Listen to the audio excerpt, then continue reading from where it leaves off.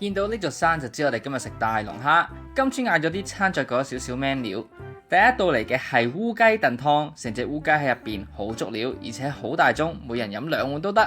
第二道菜係全台人都盛讚嘅熟成牛扒，熟成到啱啱好，牛味重得嚟又唔韌。第三道菜就係額外加嘅蔥油雞，雞皮爽口，雞肉唔肥而且嫩滑啊！最特別係蔥油入邊加咗沙薑粉，食落好濃味。然後就係今晚主角登場，避風塘龍蝦山，龍蝦肉爽口彈牙，味道香口惹味，令人忍唔住一啖接一啖咁食啊！唯一問題係配菜薯條炸得唔夠脆口。另一座係美極龍蝦山，食落鹹味蓋過咗龍蝦嘅鮮味。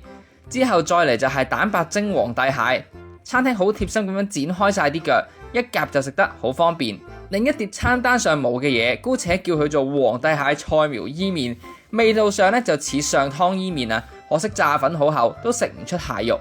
菜苗又好老，大部分咧都有渣嘅。最後一碟海鮮咧係美極蒸青斑啊，味道不過不失。咁啊，咕嚕肉咧就可以 pass。王子菇刨豆苗，問題都係豆苗太老有渣。甜品咧就有桂花糕，味道清甜，唔會一夾就散，食落都 OK。